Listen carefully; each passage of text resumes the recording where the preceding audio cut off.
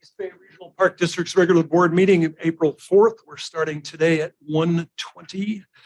And as a formality, before we take the roll, I'd like to let you know that Director Eccles is participating remotely, and the questions we ask are, Director Eccles, are there any individuals 18 years old or older present in the room with you?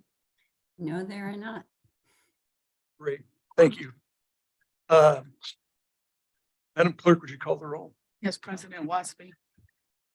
Director Mercurio. Director Rosario. Here. Director Corbett. Director Eccles. Here. Director Coffey. Here. Director San Juan. Here. President Waspy. Here. General Manager Landreth. Here. And General Counsel Burko. Here. Thank you. Member Corbett, would you lead us in the Pledge of Allegiance?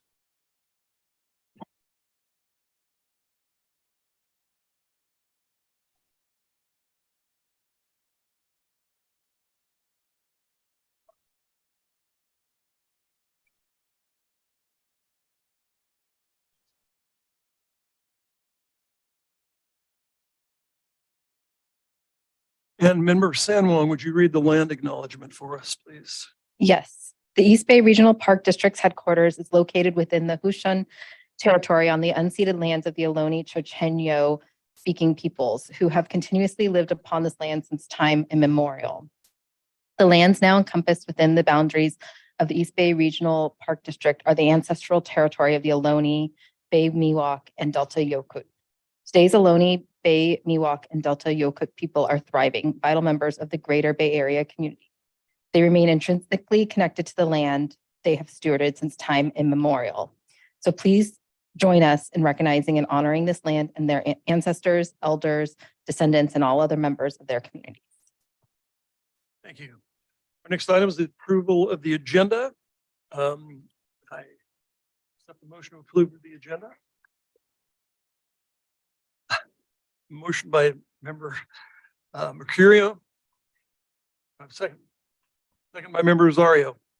Madam Clerk, would you read or take roll? Yes, President Waspy. Director Eccles. Aye. Director Corbett. Director Rosario. Aye. Director Coffey. Aye. Director Mercurio. Aye. Director San Juan. Yes. And President Waspy. Yes. Unanimous. Thank you. We'll now move to public comments. There are a number of ways you can speak to the board today, and we welcome all of your comments. Madam Clerk, could you give folks an idea of how they can communicate with us? Yes, President Waspy. People can submit public comments via email by using publiccomment@edparks.org, via voicemail at 510-544-2016, leaving a message which will be transcribed and given to the board and made a part of the public record, or by joining the meeting via the Zoom link, which is listed on the agenda. The submission of public comments was noticed on the agenda and in the board packet posted on the district's website, March 30th, 2023. All emails received prior to deadline on Monday, April 3rd, have been distributed to the board and the executive team. Any emails that have come in after this date will be organized and given to the board after this meeting. Thank you. Have you received any emails or speakers cards from the public? We have a speaker's card, and then we have 2 members of the Zoom room. And All we right. have had some public comment, but you guys received that. Great, All thank right. you. So let's go with the members public here. Yes. Renee Patterson, please. You have 3 minutes now. Thank you, President Waspy and members of the board. I'm here today to talk to you about our PERB filing. That's the State of California Public Employee Relations Board. AFSCME filed an unfair practice charge on August 26, 2022. That's over 7 months ago. So it's pretty sad that I am coming to a board meeting yet again after all this time, but nothing has happened. With this unfair practice charge, it's for bad faith bargaining, interference, direct dealing, and unilateral implementation. So it's just a reminder that this hasn't been rectified in any way. And I'll continue to come to the board meetings until it's been resolved. Thank you. Thank you, Renee. Member Rosario. Just a follow-up question for the last speaker. Renee, don't leave, please. Yeah. So Renee, just a question, just for, and you don't have to answer now, but contact me after, but, why isn't 2 days a week enough?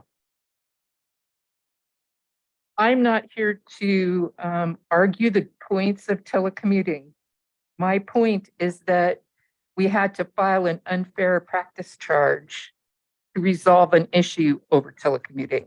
That is what I'm coming to the board to remind you of every other week. I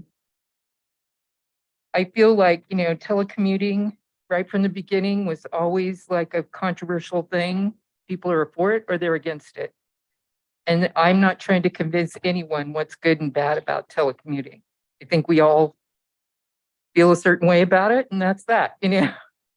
But what is upsetting to me, and I think a lot of other employees, is that it felt to us very arbitrary about how it went down to just change our policy and then come to us with an non-approved policy, non-approved from the AFSCME point policy. That is what I personally was upset about. And I don't telecommute at all because I did not want to sign something that wasn't approved by the union.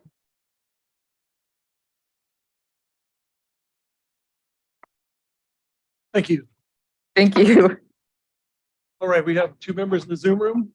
Yes, President Wasby. Actually, now we have 3. Sarah Lounsbury, you have 3 minutes, ma'am. Thank you. Good afternoon, President Wasby and board members. My name is Sarah and I'm an administrative specialist with the district. Today, I would like to comment on telework. Last year, management implemented a new restrictive telework policy without meeting their legal obligation to meet and confer in good faith.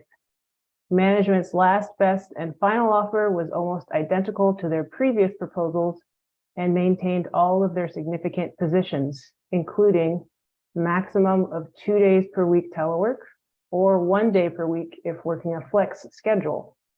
This resulted in an unfair practice charge filed with the Public Employment Relations Board against the Park District.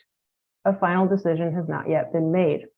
I am asking that you direct management to work with the union to create a telework policy that works for all parties and protects our fundamental union rights.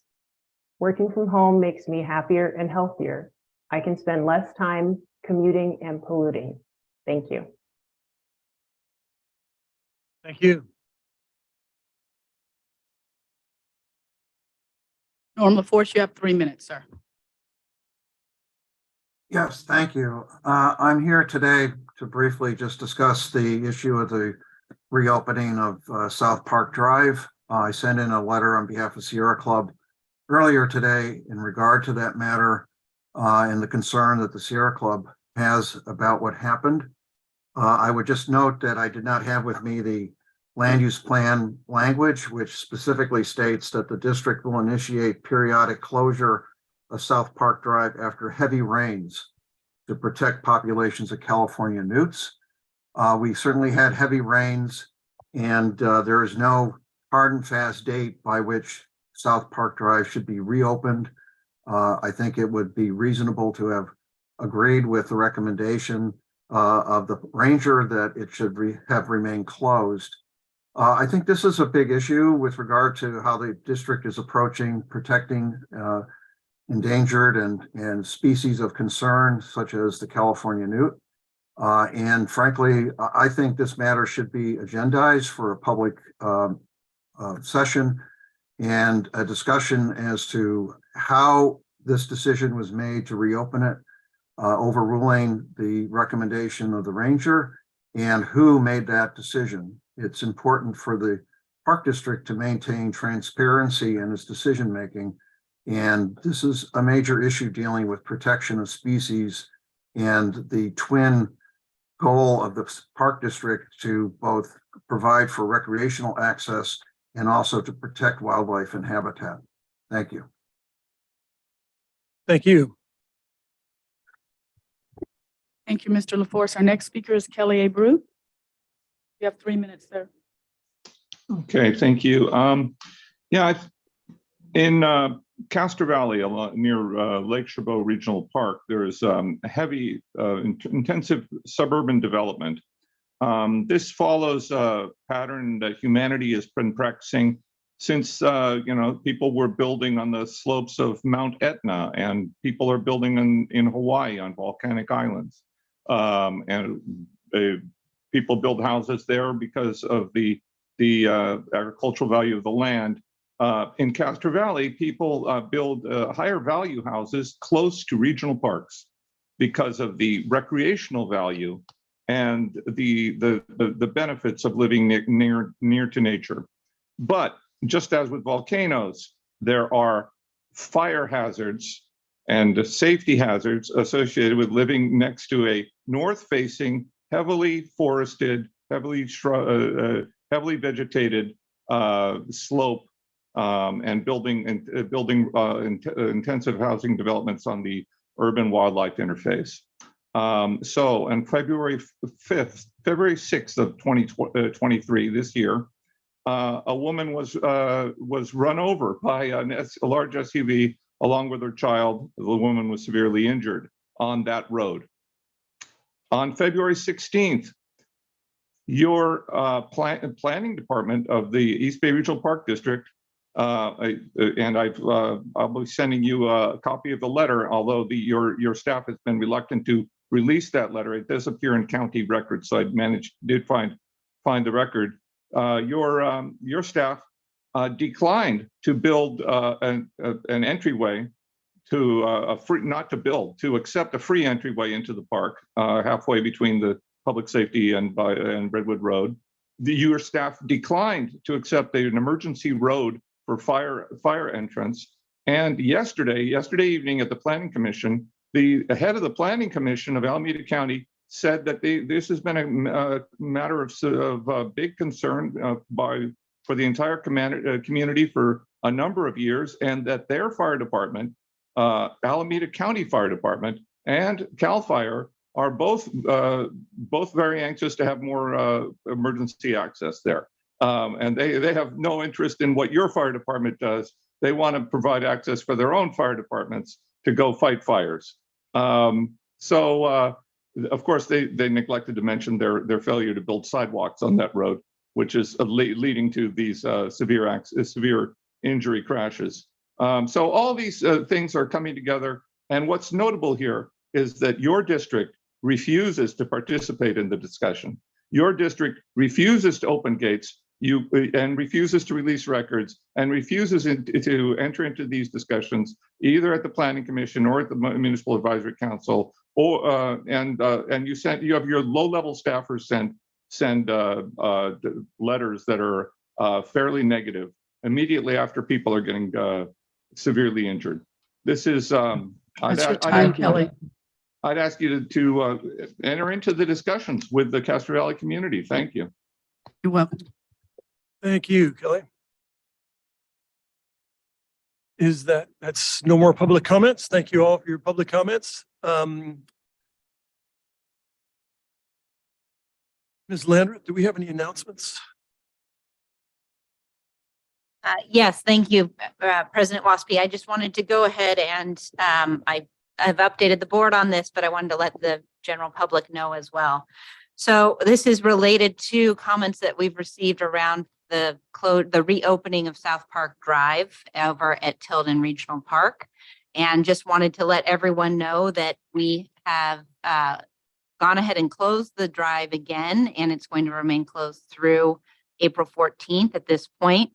Just for some background, since the mid-'80s, the park operations staff has worked closely with stewardship to ensure the safe passage of the golden-bellied salamander, the newts, and developed a road closure protocol for South Park Drive, which is typically from November 1st until April 1st. And this is a 1.5 mile roadway closure that occurs during the rainy season that triggers newt migrations to nearby tributaries and streams. And I know a lot of you have seen that there and are well aware of it. Right now, stewardship reports that although a specific population assessment has not been conducted around South Park Drive, the newts appear to be thriving in the upper Wildcat Creek watershed in Tilden Park. And it's actually very fun to see. I went on a hike over there 2 weeks ago and you can see them in the streams. It's a great thing for us to go and look at. But for reference, the newts are considered to be a species of special concern by the California Department of Fish and Wildlife. And this SPC designation falls below the threshold of a threatened or endangered species designation, but indicates that a species is facing threats to its survival if not addressed, which is what we try to do through our road closure protocol. And that's to try to protect these newts during most of their breeding season and migration. But as noted, and no surprise to anyone who's been here, sometimes there are late rains that extend the migration period. And in the summer and fall, the newts typically reside in upland areas, in leaf litter, under rocks and logs, and in small mammal burrows waiting for the rains. Once it rains, the newts become aquatic and start moving in wetted areas to find pools and tributary streams or ponds to mate and lay their eggs. The movement of the newts in the area typically stops after the rain ends in the spring, hence our typical April 1st reopening date. But as I mentioned, periodically there are late rains that extend the time that the newts are moving throughout the upper watershed. And since this year has been exceptionally wet, it's likely that there will continue to be newt migration in the area after our typical reopening date. So in close consultation with our stewardship department and as a science-based organization, we've looked at ways to have greater flexibility and extend the closure period to reduce newt mortality while balancing the public's desire for access to recreation, importantly, including the group camping and picnic sites that can only be accessed from South Park Drive.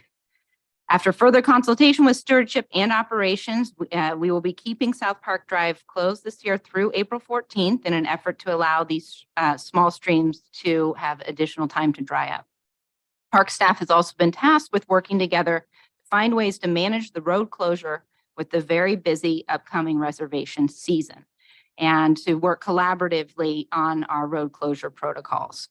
I really want to appreciate our staff's great teamwork to continue to be very nimble, responsive, and aligned with the Park District's mission. And as Mr. LaForce mentioned, we have to balance those two needs out here in the Park District. Lastly, there's been a mention of a Park District employee bringing their concerns to management and being overruled. We've reached out to this employee to try to better understand where and when they felt this occurred. And to date, we have no evidence that any discussions came up the chain to the unit manager or anyone else in management. As the board is well aware, I am clear in my messaging and practice that this is an organization that encourages all staff to bring forward issues of concern, as they are our most incredible group of valued professionals and resource. And if that was not this employee's experience, that will be addressed. I just wanted to go ahead and let you all know of the extended closure date through April 14th. That's on our website now. And we will continue to listen to the science and to listen to the balance desire from our public so that they can have access to these reservation sites as we go into what will be a very, very big season out in our parks as people demand to get back out there. So thank you for indulging me. And certainly if there are any questions from the public, they can send them directly to me, slandreth@ebparks.org. Thank you. Thank you very much. It's just, oh, pardon me. Go ahead, Member Corbett. You have a, I just have a quick question. go right ahead. Thank you very much. I listened carefully to what you said. If there is any issue, though, that after the 14th, there could be a serious issue and concern about impacting little guys, would he make another decision or? That's a great question. As of right now, we are looking at what those options could be. So we have quite a bit of reservations that we have already booked through. There's some that are booked through the 14th, which we're working on trying to manage those. Not too many. But starting at the 15th of April, we have a significant number. So we're working with reservations and all of operations and with stewardship to try to see if there is any additional flexibility. And I'll keep the board posted as we get closer to that date. Thank you very much. Anyone else? Yeah. Colin? Just briefly, from what the general manager is reporting, I just take it as a lesson as to why we as policymakers and those out there as advocates should not simply rely on a newspaper article to arrive at positions on these kind of issues. This is a good lesson. Yes, and I would like to thank you and staff for being flexible, because that's what we have to be nowadays. Everything's changing, everything seems to be different. So as long as we're flexible and react to some of the things we're doing, I think we'll move in the right direction. So thank you very much. If there's nothing further, we're going to move to the consent calendar. The consent calendar consists of 16 items. Madam Clerk, did anyone have any questions or comments that weren't answered? I believe all of our questions were answered from Director Rosario, John, Director Mercurio. The director has a desire to pull an item. Just a comment on item G, if I may, Okay, when it gets to that point. anyone else? Hearing none, we'll move to item G, which is concerns the appointment of Denisha Marsh and Francis Mendoza to the Park Advisory Committee. Colin? I just wanted to note, one, thank you to staff for inserting the bios. I'm very proud to be presenting Denisha Marsh for consideration for the PAC membership for our board meeting today. I served 13 years on that committee and am very keen on the quality of the representation it provides us and the advice it provides us. And therefore, I'm very happy that Denisha has accepted a position on the PAC should the board approve the nomination. Denisha's extensive background is in the board packet as just a summary of her bio, in fact, and she is the executive director of the Parental African American Achievement Collaborative Team of the East Bay, which supports youth educational pursuits.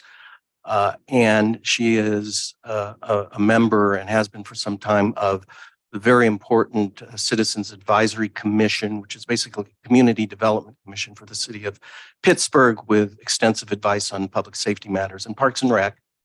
And she was recommended by both the mayor of Pittsburgh and the mayor of Antioch as a very good selection for the Park District to represent East Contra Costa and its unique interests in within the Park District organization. So, and Denisha is here today, I noticed on Zoom, and those of you on the board site trip last week will have had the opportunity to meet Denisha. So thank you for your consideration. Thank you, Colin. And Francis Mendoza is a old friend of the Park District, having worked here for a number of years, and he was nominated by the was it both labor councils or just Contra Costa Labor Council? I'm not sure, but great recommendation. And Francis has got a great bio also and will be a great addition to our Park Advisory Committee. So I welcome you all, or welcome those two folks. If there's no other questions or comments, do I have a motion to approve the consent calendar? I have a motion by Director Corbett, second by Member Sanwong. Thank you, Madam Clerk. Would you take the vote? Director Corbett, Aye. Director Eccles, Aye. Director Rosario, Aye. Director Coffey, Aye. Director Mercurio, Director Sanwong, Yes. and President Wasp. Yes. Thank you. And so just as a sidelight, Denisha, you're here. I see on Zoom. Would you like to say hello or introduce yourself? If not, that's fine. Not to put her on the Well, spot. No, I was turning on my camera, sorry. great. I just wanted to say thank you for the opportunity. I'm really excited about this new adventure. And I've gone to a couple of meetings with PAC and with this board, and I'm very excited about it. I don't know what else to say. So thank you guys. I appreciate it. Well, we're excited to have you, and I think you'll really enjoy it. So welcome. Thank you so much. Okay, well, now we'll move to the- Director, President Waspy, Francis Mendoza is also on the line. Is Yes, Francis, where Francis are is you? Okay, if you're there, come on on. Excuse me. Thank you so much, Dennis. Thank you, Board of Directors, Madam Clerk. I'm really excited to be a part of the Park Advisory Committee and hope to bring some perspective that brings families, but also all of our vulnerable communities that we serve throughout Alameda County and Contra Costa County as well. So appreciative and look forward to engaging with you all in the next couple of months. Great, Francis, welcome back. Excuse me. So we'll now move to the approval of an adoption of the East Bay Regional Park District Local Hazard Mitigation Plan. Welcome, Jeff. Thank you very much. I am acting AGM of Finance and Management Services, Jeff Rasmussen, and I'm here today to ask for the board's adoption of our 2022 Local Hazard Mitigation Plan update. I've actually been working, this will be my fourth update of this plan since 2006. And I can tell you over the years, the planning itself has gotten much, much more complicated, but even more importantly, the scrutiny and review from California Office of Emergency Services and the Federal Emergency Management Organization has become exponentially more difficult over the years. But we're proud today to present this plan for adoption.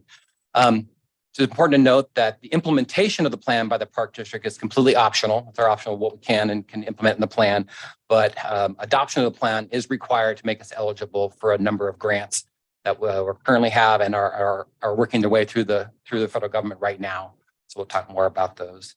I would like to thank all the staff from the Park District that helped support and inform this plan, as well as a great response from we have a lot of partnering agencies in both Alameda and Contra Costa County in the plan. So I thank them for their help. So without any further ado, I'd like to introduce Janine Foster from Foster Morrison Consultants. She'll walk you through the presentation about the plan.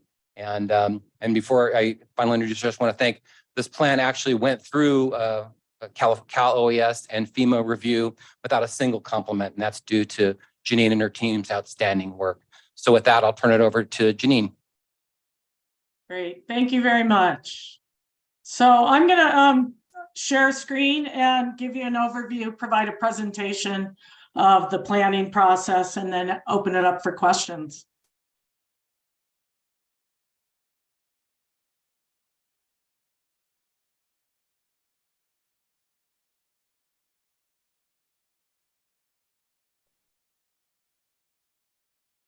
Okay, let me get that. There we go. All right, so as Jeff indicated, we prepared in 2022 an update, local hazard mitigation plan update to the 2017 plan. So back in 2000, the Disaster Mitigation Act of 2000 amended the Robert T. Stafford Act and created a requirement or a mechanism for state and local governments to develop a local hazard mitigation plan. And that would allow them provide eligibility to apply for pre and post disaster FEMA grants. And so, as Jeff mentioned, this is the fourth plan that you've been through. The last two were standalone plans. The first two were part of ABAG's planning process. So again, this was the update to the 2017 plan, and just want to focus on what mitigation is to start. And mitigation is one of 4 phases of the emergency management program. Preparedness are all those things you do to train and get your equipment in place so you're more prepared for that next disaster event. Response is all those activities you do immediately before, during, and after a hazard event in order to reduce losses and save lives. Recovery includes both short-term and long-term recovery to get systems back online and try to reestablish your communities back to near normal conditions. And mitigation is that prevention phase. of emergency management. And back with the Disaster Mitigation Act of 2000, FEMA put a real renewed emphasis on that prevention or mitigation focus. So mitigation is defined by FEMA as any sustained action taken to reduce or eliminate long-term risk to human life, property, and the environment from hazards. So the intent behind hazard mitigation planning is to break that disaster cycle. So again, what is hazard mitigation? There are measures, actions, projects that reduce the chance of a disaster happening or reduce the damaging effects of unavoidable disasters. The intent's to reduce loss of life, property damage, economic hardship, damage to the environment, make your communities more disaster resistant. And mitigation is looked at as a long-term, more permanent fix. So why the importance on hazard mitigation? We're seeing lots more hazards with more damages.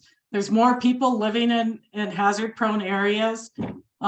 Being the Park District in Contra Costa and Alameda counties, people continue to build and live within the wildland-urban interface areas. We're seeing more disaster declarations, and FEMA's really determined that the cost of disaster response and recoveries become unmanageable. And so the other point is mitigation's effective, it works. On average, each dollar spent on mitigation saves society an average of $6 in avoided future losses, and also saves lives and prevents injuries. Back in 2003 and 4, when this mitigation first was reinitiated through the Disaster Mitigation Act, this number was $3 in avoided future losses. So people are getting better and better at implementing effective mitigation. So some of those benefits of hazard mitigation, well, the teeth behind this is only those jurisdictions with a FEMA approved and board adopted local hazard mitigation plan are eligible to apply for FEMA pre and post disaster mitigation funding. So without a plan, you're not eligible to even apply for those grant programs. But there's many more benefits. The planning process in developing these local hazard mitigation plans, they last, it was almost a year-long planning process. And through that process, there's opportunities to identify other mitigation partners.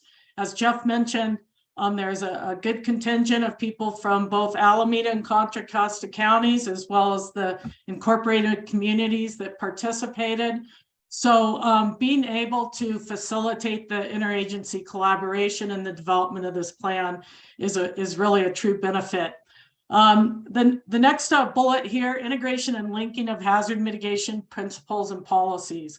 That's a real important component and emphasis of these plans. FEMA feels that implementation of these plans is going to be most effective if you integrate it with your existing plans and programs and make it really a common business practice to incorporate mitigation at every level. And so part of the planning process was spent identifying those other programs and plans of which this LHMP will be implemented through. It's not intended to be a standalone plan. And engagement and education of public and private stakeholders, that's a big component of this planning process. Also through the plan development process, and in addition to identifying the hazards of concern to the Park District, it provides the opportunity for the planning committee to identify and prioritize potential risk reduction measures to mitigate those hazards. And again, the intent's to reduce damages.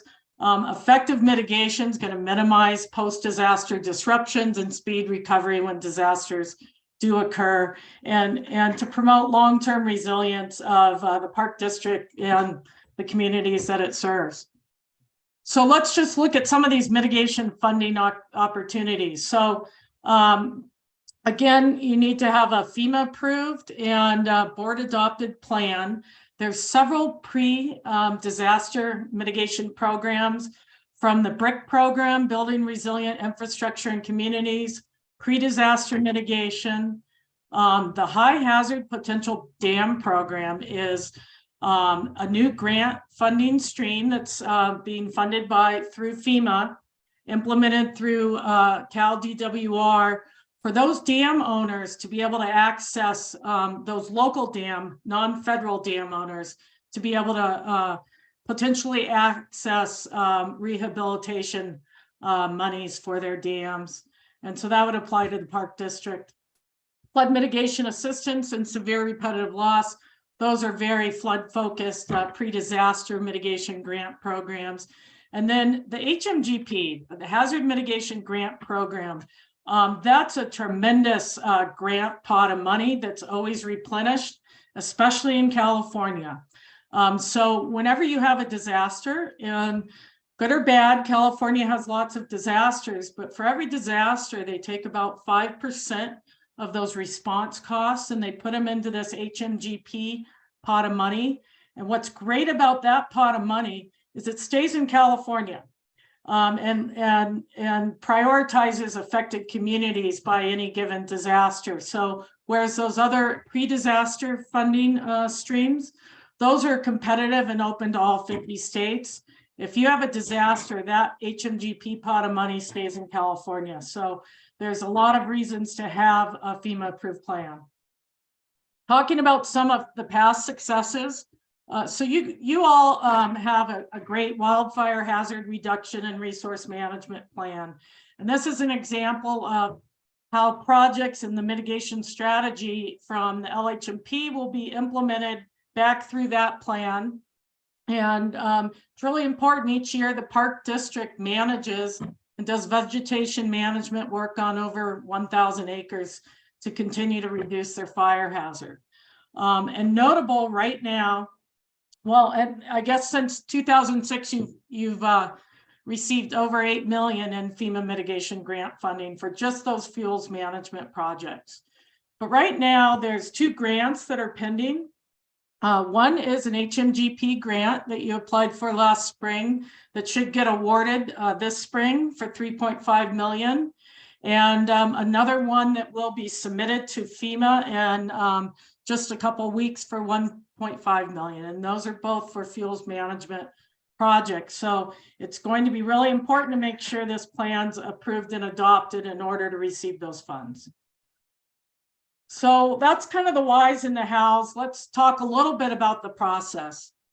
So FEMA, as Jeff indicated, FEMA does not make this process easy. And it was fortunate you all fell under the review of the last guidance. They just put out a brand new guidance. But each of these guidance requires 4 phases and 10 planning steps be made in order to get a FEMA approved plan. And they actually have a crosswalk, really a checkbox to make sure every element of the plan's met. And so starting with phase 1, organizing your resources, making sure you have funding to develop the plan, making sure you identify a good planning committee, and also identifying all those other public and private stakeholders throughout Alameda and Contra Costa County, but also from other agencies, state and federal agencies with a kind of an interest or in hazard mitigation. So the phase 2, the risk assessment, that involves identifying what hazards could impact the Park District. These plans are natural hazard focus, and likewise, the resulting funding will be for mitigation actions that address natural hazards. So we identified a list of natural hazards of concern, and then profiled them and looked at the magnitude, severity, where in the Park District they occur, the probability that they're going to occur again, and the nature and types of damages that are incurred when those hazard events hit the Park District lands. Once you know what's going to happen from a hazard standpoint, then a vulnerability assessment was conducted to see, well, what will be affected in the Park District? And so looking at using your GIS information and looking at Park District lands as well as your assets, and identifying kind of a subset of your assets that are determined to be critical facilities and infrastructure. We, as well as also the populations potentially at risk to the effects of future disasters on park lands, which would include the people recreating, staff, seasonal service workers. So we looked at all of that to determine what's potentially at risk to these hazards. And then based on that risk assessment, we use that to inform the mitigation strategy, where planning goals were set and looking at various mitigation alternatives or actions on a hazard by hazard basis, and developing a mitigation implementation plan for each of those prioritized actions. And now we're at phase 4, which is adoption and implementation. As Jeff said, this was submitted to Cal OES and FEMA. It went through review through both of them with no request for revisions at all. And so they gave us, the Park District, an approval pending adoption letter, which means now it's up to the board to adopt that plan and resubmit or submit that adoption documentation to FEMA, and you'll get an official FEMA approval letter. And then over the next 5 years, you'll have opportunities to pursue grants and implement the projects in the plan. And this process is repeated with every 5 years. So every 5 years, you need a formal update of the plan, and FEMA needs to reapprove and the board needs to readopt. So here are the hazards that were looked at. Again, natural hazards. As you all are aware, climate change is significant, and with SB Senate Bill 379 as a requirement of all these plans. So that was addressed in this plan. All your coastal flooding, sea level rise issues, so your coastal parklands, dam failure, drought and water shortage, earthquake liquefaction. Again, the various flood hazards kind of broken out by flood types, landslides, mudslides, debris flow. Often those are combined, or those occur during your severe storm events in the winter where you get the heavy rains. Levee failures, again, down along your coastal parklands. Because we were I guess, still in the pandemic, but pandemic was also addressed as part of this plan. Again, the severe weather hazards here that often lead to these secondary hazards of flood and landslides. One thing to note for this planning cycle, we pulled high winds out and treated it as a standalone plan, because high winds can really exacerbate a potential wildfire issue. Tsunami was looked at, and then with wildfire, also looking at the smoke and the air quality issues. You'll see the asterisks down below. Pandemic and tsunami were moved to a low priority hazard for purposes of mitigation strategy planning. They're still in the plan. And the reason that was done was the Park District is already doing sufficient pandemic planning. There isn't a lot within their control for tsunami. And so in order to get this plan approved, we needed to reduce those to a low priority hazard, because FEMA requires every priority hazard to have a mitigation strategy or action. So keep in mind that even you, every 5 years, you can get to go back in and update your plan and look at new hazards, get rid of some hazards. But also on an interim basis, let's say something came up that wasn't on this list, you can amend this plan and, let's say, create an annex or add some projects for a tsunami or pandemic, and submit it before that 5 years, update, and they would be potentially eligible for FEMA grant funding. So there's always workarounds to the plan as it exists. So looking at the mission statement goals. So we looked at the goals from the 2017 plan, and for the most part, we kind of wordsmith there are great categories of goals, and we came up with 5 goals, but we thought it deserved kind of an umbrella mission statement.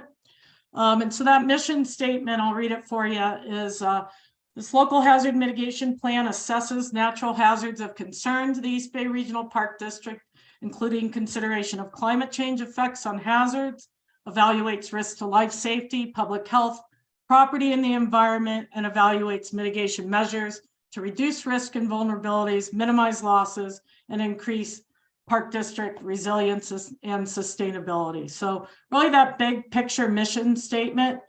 And under that, these goals are categorized. The first one is most important, reduce threats, protect life safety and, and injuries to visitors, staff, and residents. Reduce damages to Park District lands and facilities, your critical infrastructures. The goal 3 is kind of protect the environment. You are stewards of the land and natural resources, and so recognizing that it's important to provide protection to historical and cultural significant sites and ensure the long-term viability of natural resources. And then goal 4 kind of goes to helping enhance your capabilities, emergency response capabilities, as well as just enhancing your ability to secure grant funding and implement projects. And then goal 5 should be really part of every local hazard mitigation plan, and that's to continue public education and awareness and understanding, not just for the hazards, but the mitigation component of this plan and what you can do to reduce the impacts from hazards in the future.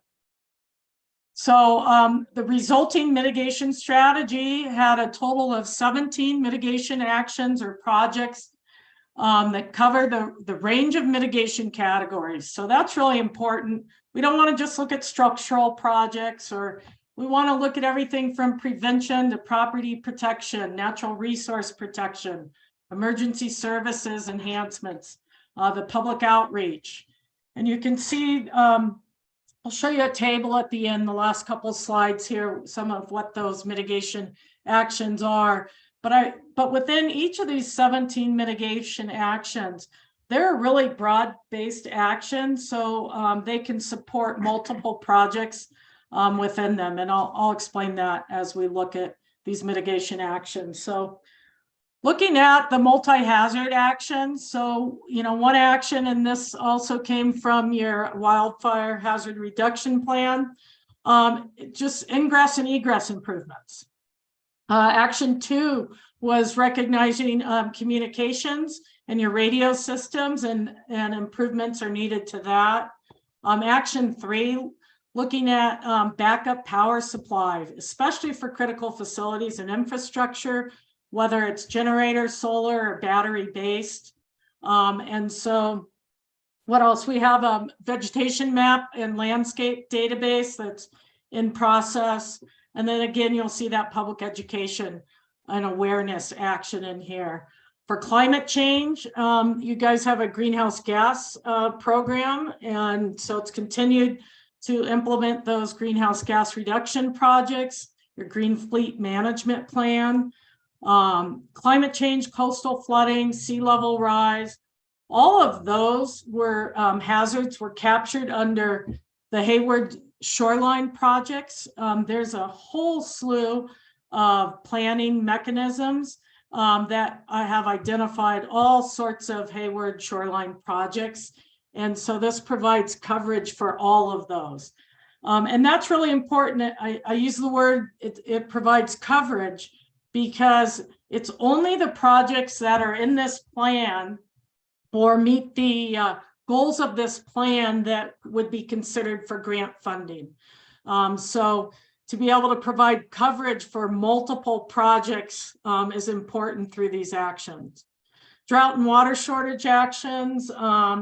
So looking at source redundancy, water supply issues, the earthquake, continuing to look at retrofits, especially for critical infrastructure. You'll see for the flood, all the flood types. There's a Lake Temescal dam restoration project, I think. A lot of flood and storm mitigation. So when you guys have had disaster declarations in the past, a lot of flood and storm damage, both inland and coastal.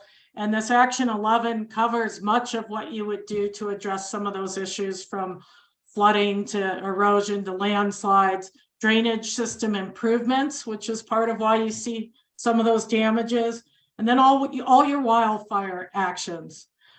So, you know, continue to implement that wildfire hazard reduction and resource management plan, continuing implementation of the tree dieback program. Another action added to explore a little bit more is defensible space and ignition resistant construction. Especially, it's kind of hardening your critical facilities. Continue to implement your grazing program, and then looking at fire tolerant type of planting. So that's the suite of the mitigation actions that were included in that. And that's it. So thank you for your time, and let me get rid of this so I can stop sharing here. Thank you, Janine. Yep. And so with that, we ask the board's adoption of the 2002 local hazard mitigation plan update, and we'll take any questions. All right. Thank you very much for the presentation. Any questions, comments from board members? Member Rosario. Thank you. That's a lot of work. Appreciate it. And then with any plan, it's great to have plans, but unless there's some way to get it down to the people down at the bottom,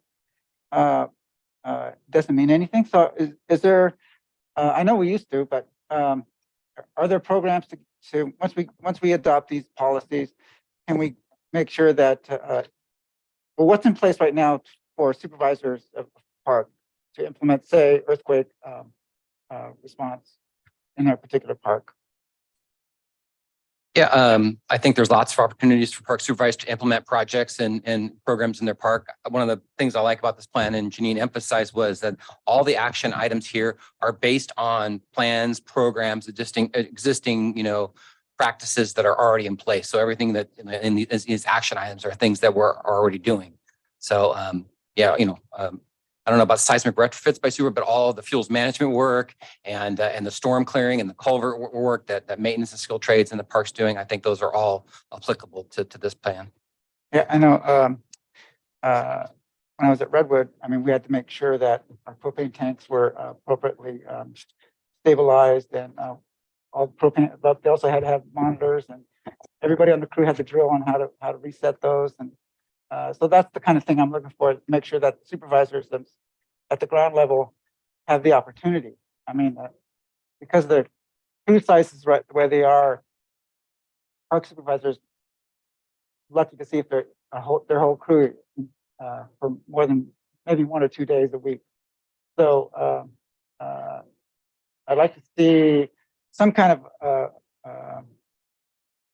something in place where the supervisors are given the opportunity and are mandated and then given the opportunity to do some exercise, either their tabletop or just go through their service yards and go through their earthquake and their fire and whatnot, so that everybody knows what's happening. Around fire mitigation, our crews are all ready, and they get that dialed in. You know where all the signs are and who to respond to. But for some of these bigger things like earthquake and some of the bigger fires, you know, does everybody know where they're supposed to be? And then the other thing I want to stress too is that when I'm thinking about it is what if in the case of a major earthquake, you know, what's an employee's responsibility? You know, their home or their work, you know, and hopefully home comes first, and then they got the opportunity to come back for work. But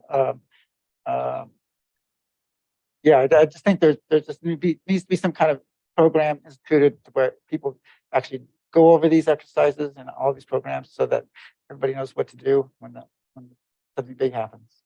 So, yeah. But I appreciate the work. It's really a good reminder for everybody what our responsibilities are and how big they are. So thank you.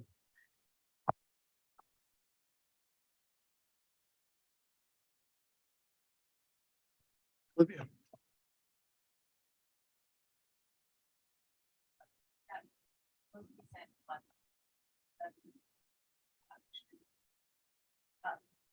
Thank you. I'm looking at the mitigation actions that were just presented at the end of that slide deck. I have those here. Yep. And I see there's 17 listed, and I just did a quick count, 10 new and 7 from 2017. Did any actions from 2017 fall off the list, or was it only 7 actions in 2017? That's a great question. I know some fell off. I don't know. Janine, do you know any actions from 2017 that weren't moved forward? Yeah, I couldn't tell you specifically, but I will tell you that your last plan had at least identified what they referred to as lots of actions. A lot of those actions weren't really actionable items. They were more objectives. They weren't measurable projects that you could go and implement and measure. They were good ideas to support the goal. And so what we did in recognizing that we didn't want to lose those good ideas, we put those as objectives to each of those goals that you see there, so we wouldn't lose them, because we don't want to lose, those good ideas there, but they weren't measurable mitigation actions that you could pursue grant funding for. So yes, some did fall off, but most of them did for that reason. Anything worthy and that was a priority currently stayed on the list, and we really made sure they were more implementable type of actions.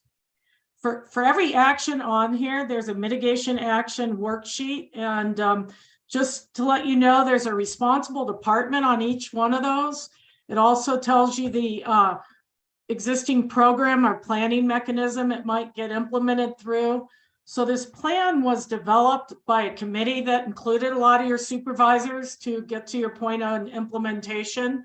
And so that was part of the process, is to try to transfer ownership from us helping you all develop it to the people that will move forward and implement it. And but to answer your question there, most of those were moved to objectives and captured in this update. That's helpful. Thank you. And my next question, you had made a comment during the presentation on Action 11 about flood and storm mitigation for inland areas. You said something along the lines of when an emergency declared, a lot was for inland areas. Is that what you said? I tried to write it down. So in past disasters that you've declared, most of those related to heavy rains and storms. There's all sorts of inland damage that one action was intended to address, which includes just erosion, washouts, landsliding areas, all those damages that occur during those heavy rain events.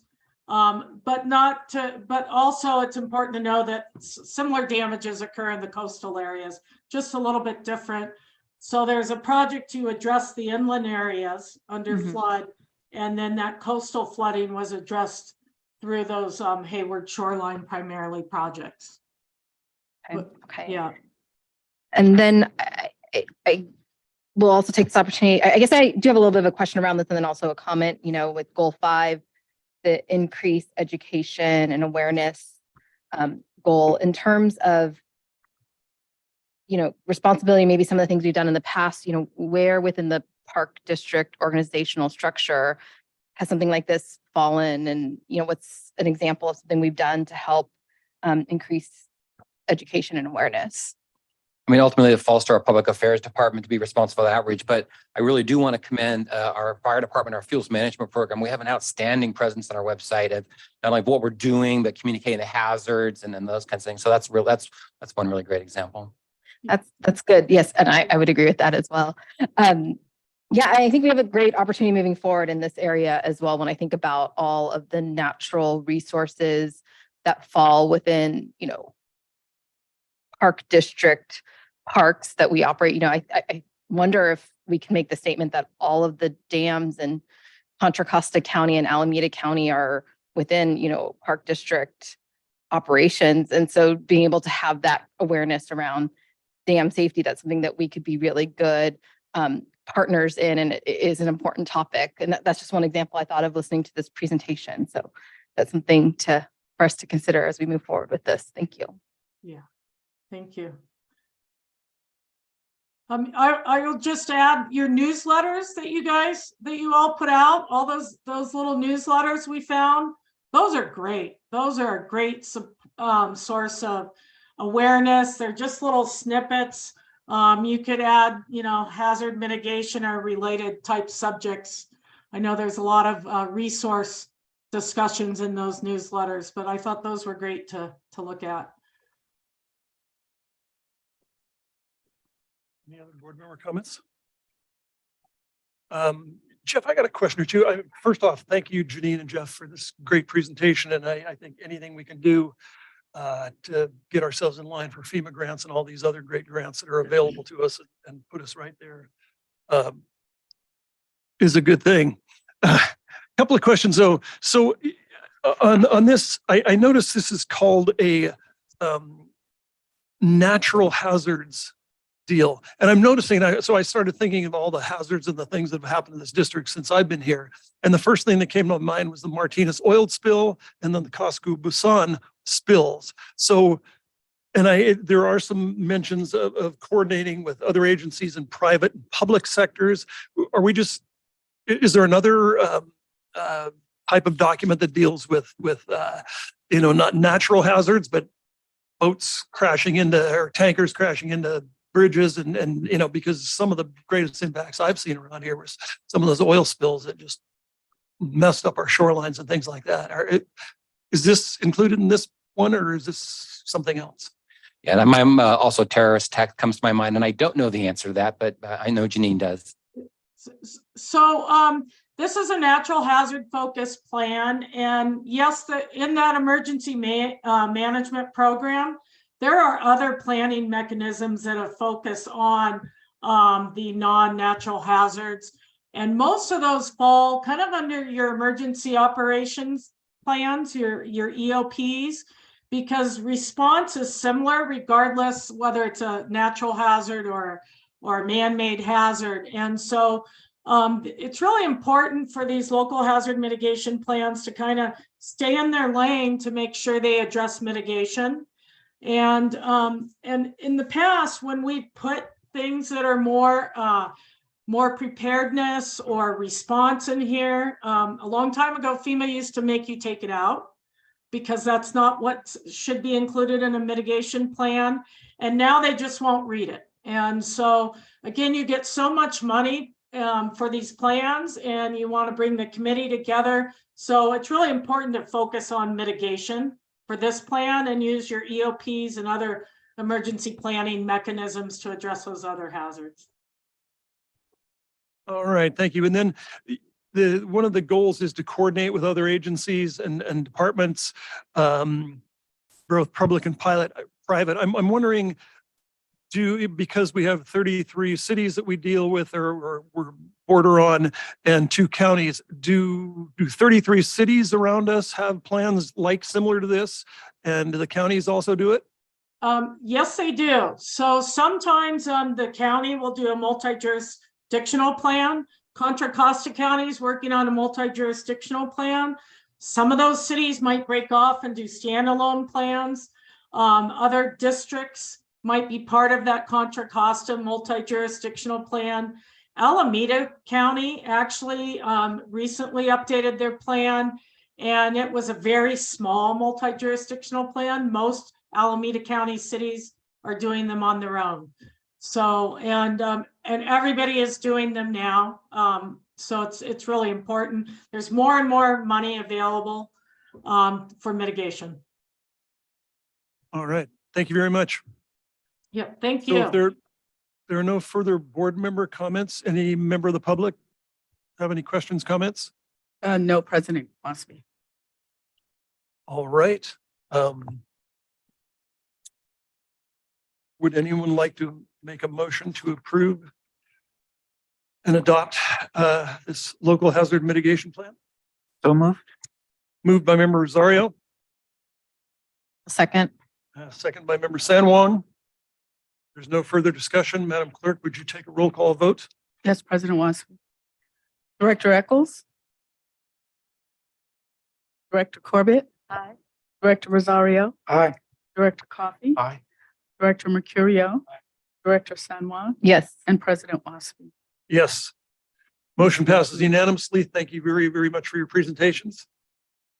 Great. We'll Thank you. move now to the Acquisition Stewardship and Development Division, authorization to amend the contract with Restoration Design Group in the amount of $846,632 to appropriate and transfer funds in the amount of $452,908 and authorize payment of permit and utility fees to develop public access at the former Roddy Ranch Golf Course. You just took it all from me. I was wondering, was I just through that, or you, I'm sorry, Ken. So moved. No second. President Wasby, fellow board members, my name is Ken Wysocki. I'm the Assistant General Manager of Acquisition, Stewardship and Development. And I would like to introduce Eva Levitt, Landscape Architect and Project Manager for the Design and Construction Department. And she'll provide a presentation to the board.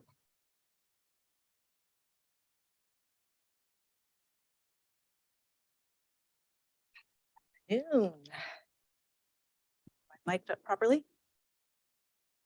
Okay. As Ken mentioned, my name is Eva Rose Levitt, and I'm a landscape architect with the Design and Construction Unit. I'm going to share.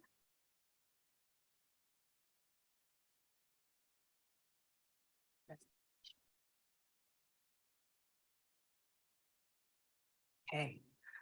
So firstly, I want to acknowledge all of the prior efforts that have been made at Roddy Ranch by colleagues in planning, stewardship, grants, and the East Contra Costa County Habitat Conservancy. My role as project manager will be to see it through design development, permitting, and construction. Of course, I'll be continuing to coordinate and collaborate with those teams as the project develops.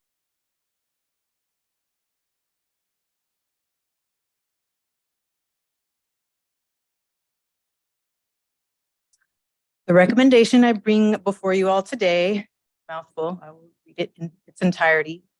We recommend authorize to amend a contract with Restoration Design Group Incorporated in the amount of $846,632. Appropriate and transfer funds in the amount of $452,908 and authorize payment of application, engineering, construction permit, and utility fees, including authorization to enter into agreements with associated agencies as the project advances toward construction. Now that the final habitat restoration and public access plan is approved, it is time to refine the design into permit and bid set documents. This shovel-ready package of construction documents will enable the district to competitively pursue grant funding for construction. And what's shown here is generally an anticipated timeline. District staff, the Conservancy, and our design consultants, RDG, all collaborated to define a cost-effective, operationally feasible, and visitor-friendly Phase 1 scope for the public access improvement project. So Phase 1 would include improvements at the park's entry, staging and day use areas, the trail network, and restoration of select drainages. RDG is the design consultant that has been working on the plan to date. Their fee proposal is for the design development and bid and permit set documents to construct the Phase 1 scope. The Conservancy has committed to reimbursing the district for the habitat restoration portion of this cost, and that was item L on the consent calendar. This funding strategy will be sufficient to complete design and bid permit set drawings, which the district and the Conservancy can competitively pursue grant funding for the construction. So once again, the recommendation before you all is authorization to amend a contract with Restoration Design Group in the amount of $846,632. Appropriate and transfer funds in the amount of $452,908 and authorize payment of application, engineering, construction permit, and utility fees, including authorization to enter into agreements with associated agencies as the project advances towards construction. Thank you. Any questions or comments? Colin, go ahead. I don't know if this is for you. It's more of a process concern that I have going back to the planners presentations of, I think, what you call the initial study, or what I refer to as the land use plan that came to us last November. And the indication at that time from Brian Holt, I think that was November, if my memory's right, I'm sorry. And then prior to that, I believe it went for the executive committee. We're going to the full board, because I remember Director Rosario and I, this is last year, raising some issues about the phase one plans. And to get to the bottom of what I am talking about is we were promised a design review. In other words, at the Planning Commission, Director Curio, I think it's referred to as design review stage after you have a development project before the Planning Commission and then ultimately the City Council. Then it gets down into the details of how the developer is actually going to construct the project. So I don't know that I have the wording right, but I believe last November when I addressed Brian with this, I used the term, are we as a board, either at a appropriate committee level or at the full board level, going to have the opportunity for design review? And at the exec committee, Director Rosario and I expressed an interest in the proposals brought to us by the Sierra Club and the Native Plant people. Be very specific, there was letters from Jim Henson and some allies and the Sierra Club on the phase one plan, and actually some of it flowed from Director Lane, specifically that there be there is a proposal for a natural surface trail. I believe it's approximately in the northeastern section of the golf course plan. And there was thought given to whether that should not be a multi-use trail, depending on how wide it is. It's the old width of trails and accommodation of multi-use by hikers, bikers, and equestrians. That was placed an issue. The amount of shoulder at the remaining trails throughout the park phase was at issue. I remember Director Rosario talking about some minimums, and I was talking about some minimums, especially with the natural trail. There was a proposal that there be a 5-foot mowed shoulder and the length of all of the proposed trails. There was an expression that I agreed with for the need for more shade trees in the staging area, and we were told by our planning staff that there was thought given to adding more trees at the staging area. Dispersed throughout the project would be more problematic with the regulatory agencies, Fish and Wildlife and such, because of the restrictions, habitat conservancy restrictions. But we were told maybe, and again, that was an operational detail that would be looked at when final design was presented.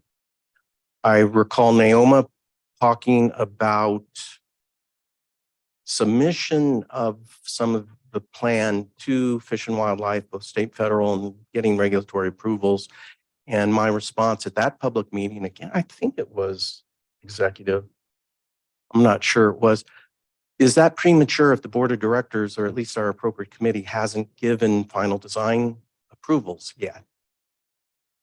And that remains a concern of mine. Is all of this going to the regulatory agencies for approval before we got that design review? So there are issues of shade tree. There are issues of shade structure at the staging area that we were very much interested in. And public was very much interested in. A possible hiker only natural surface trail at that corner, the northeast corner, how much the shoulders were going to be graded for. And this was all described by Brian and the other planners as operational issues, but come back to us in what, again, I characterized as a design review approval. So I'm wondering, where is that? What stage is that at? And will this come back to us before we start giving the okay to final plans for construction? Okay, so I think your initial comment that perhaps I'm not the right person to address the sort of entirety of your comment is correct. I can't speak to design review or processes that are sort of deviate from the typical design and construction process where we take an approved plan and develop those into permit, and, construction drawings. So I will have to follow up, and maybe some of my colleagues in planning can chime in on that. You weren't here at those meetings, either at the committee level or the board level. I attended I'm actually sorry via to put Zoom, that so out. I am aware of some of the issues, and our design team will be able to take a look at some of the issues that you described. And our next iteration will be a 65% set of documents. Typically, there are several milestones that as staff we all review. So again, I'm not in a position to comment on exactly how this unique process will unfold, but I'm definitely aware of the issues and we'll be working collaboratively to resolve them. Okay, so I'm not comfortable giving approval personally to this going forward without having the assurance that I got from the planning staff in November at least. Well, sure. Devin wanted to chime in.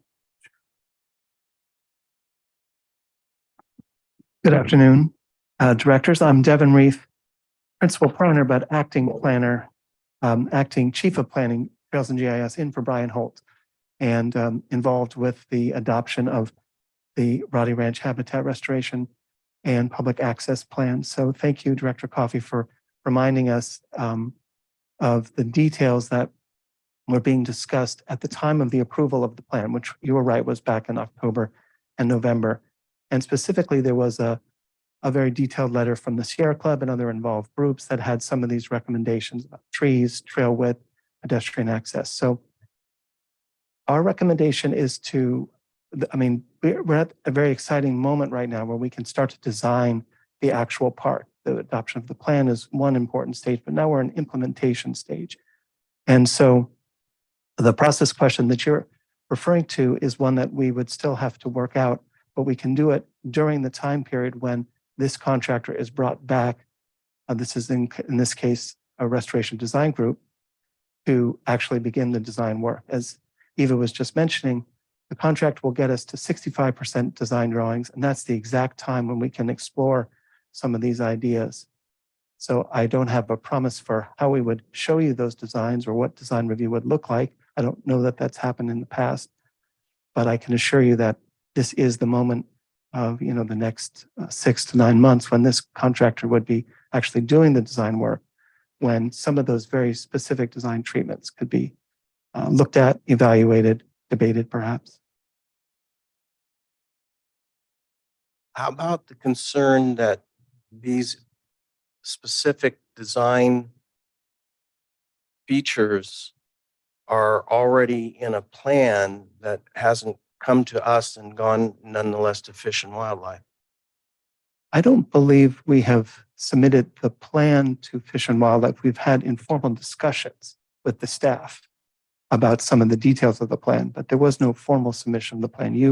The board had adopted it back in November. The Habitat Conservancy board also adopted it as well, but it hasn't been reviewed by the regulatory agencies, not in the way that this board reviewed it or the Conservancy reviewed it. You understand, the concern would be that we decide it's really, really important to have a few shade trees out on the far western edge of this project. And the response is, well, no, that's been eliminated as a possibility by Fish and Wildlife. So that's why I'm concerned about the timing of our having that kind of input.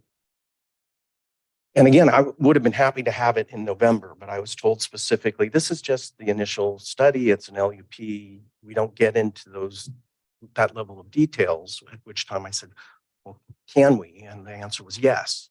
So I want to be assured that we can have that meaningful input. And I don't necessarily agree with everything that was suggested in that Sierra Club position or native plant position. Some of it depends on design of trail, right? And whether it's going to be appropriate for multi-use and safe for bikes and people. But I want to be able to have meaningful input on what I consider policy level issues for this park. And I'm not hearing, 65% is what in terms of that process. So if there is something we can incorporate into a motion to move forward with this that assures, at least my colleagues might not agree and just move forward, but it's just for my benefit, since I grabbed the mic and talked first, is there something that we can incorporate into a motion that would assure us that we have meaningful design review at opportunity here? President Wasp, if I may. So one suggestion, and if I'm not mistaken, the action that's being requested here is just to enter into the contract so that we could get the consultant going. So what we could do is, to your point, Director Coffey, is incorporate into the motion that it will come back. You could enter into the contract, we can get them going, and that this would come back to the executive committee so that you would be able to provide some additional input into those design elements that you mentioned. Okay.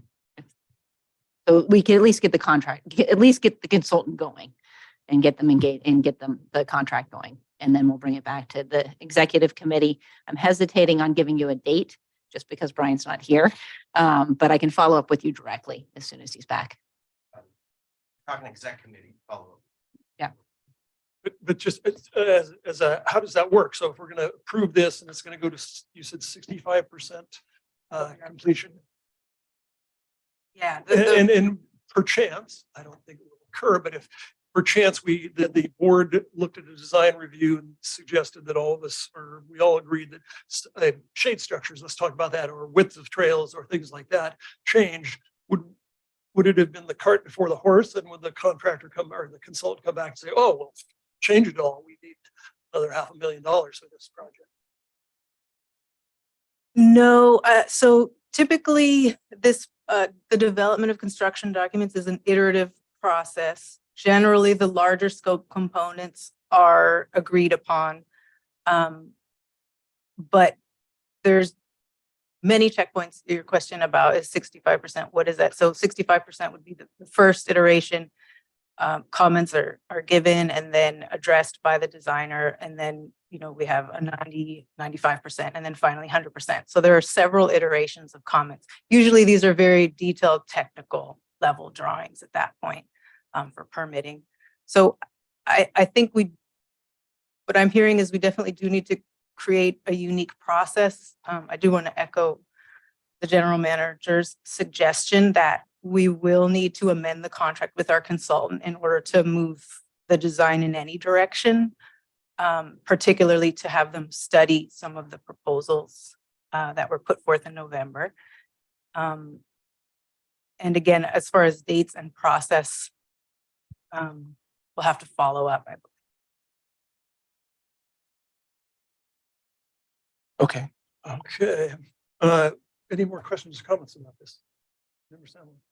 Yeah, I believe this came before the Park Advisory Committee as well in the fall. I remember a lot of the same comments that you just mentioned were also mentioned at the Park Advisory Committee meeting. So there is, I guess, multiple minutes that will reflect some of those comments about the shade trees and the multi-use path. I do remember this conversation coming forward to the piece. Video, yes, video too.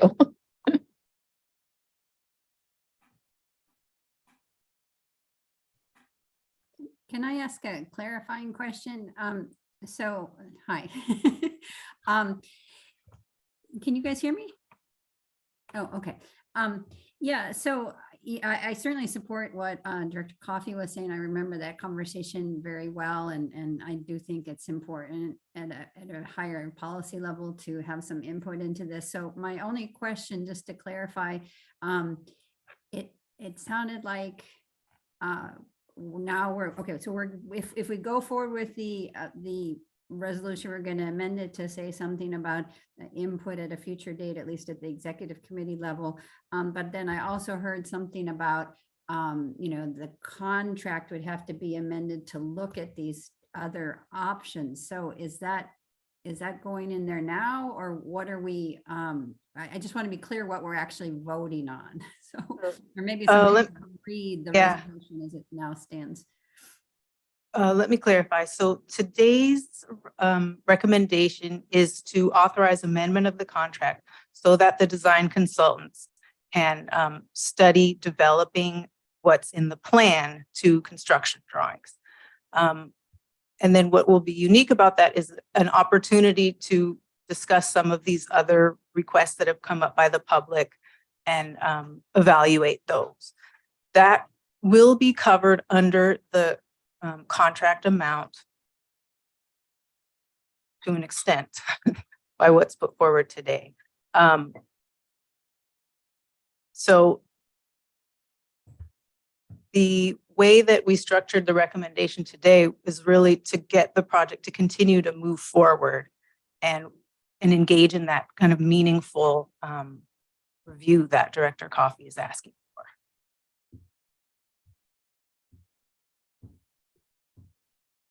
Okay, thank you. Yeah, I would just ask that somebody read whatever it is that we're voting on before. I mean, if it's going to be different from what's in the resolution, the written resolution, we should just clarify.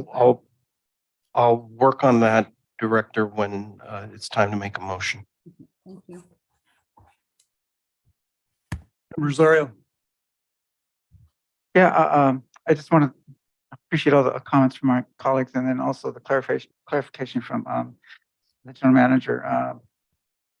Yeah, in a way, I'm kind of excited about this, but at the same time, I'm kind of disappointed that all those comments that were presented back in October hadn't already been considered in this presentation. But if there's a guarantee that we will have opportunity to look at that, at some of those amendments, then I'd be happy to move it forward. But I would like to see, when we do have the opportunity to discuss some of the amendments that were proposed, good pros and cons to why those things can go forward or not. So, but I very much appreciate the effort here. And as an aside, I enjoyed your profile on Facebook. It's great. Thank you. And welcome to the Park District. Thank you. Any other comments? I thank you for your presentation. I look forward to this project. I would, a couple of times we referred to this design review process as now is going to be a unique situation. This is a unique situation. I think this might eliminate all this stuff. If we quit calling it unique, it might just make it a part of the process. There is everything we do around here is a process. A land use development plan has a process. I think just including a design review by the board might be eliminating a lot of this consternation with debate so far. Because we are concerned, and then these things were brought up, and we were told it would be talked about. And well, hopefully we can continue that, continuing doing this, make it part of the process. Go on. A quick comment here. It just kind of shows how engaged we are and how much experience. Everybody brings a different level, a different point of view, but it's all important, and we want to be part of the process more, I guess. But I mean, I want to especially thank Director Coffey for bringing up that initial comment, because even before I was elected, I remember seeing those comments that the Sierra Club had made and all those points that they brought up. And based on what I knew then, they seemed like at least ideas to be considered. So I think that's something worthwhile, and I'm happy that that there is a process now that we'll have a chance to weigh in on that. So that's basically all. The other thing is this park isn't really that far away from a developed area, and it's likely to get heavy use, and there needs to be a certain amount of people-oriented amenities there, even very small ones, because I really don't look forward to opening a park and having a bunch of people come in and say, well, how come you didn't do that? How come you didn't do this? It's hard to explain, even if and it's going to be hard to explain because it's not going to be a regular city park kind of a thing, because it's a habitat. I understand that. So all these things that we're talking about now might soften that potential criticism that may come. And I hope that we're successful in reaching some kind of equilibrium here between trees and shade structures and that sort of thing, and the essential nature of our job to preserve the habitat.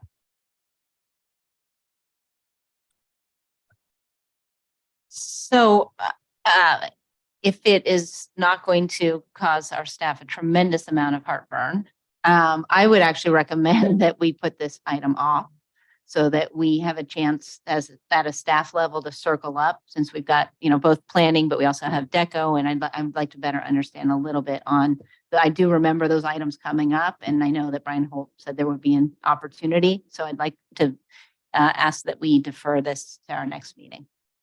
If the board would be okay with that. You're having heartburn. Okay. I got some Tums in my back. And that would give us a chance, and then we'll come back, and whether it comes back to the executive committee for some additional work or comes back here, and we'll have a chance to circle up. And we've got, unfortunately, a couple of people that are certainly out of town, and I'd like to have a chance to talk to them about process. All right, well, thank you for that. I think that's a good solution. So our action would be to take no action. We don't need to vote or anything. Just we'll table this and bring it up next time. I would like to say, oh, pardon me, Ellen, I go just ahead. want to clarify, and it will come back here for discussion, not Yes. just the committee.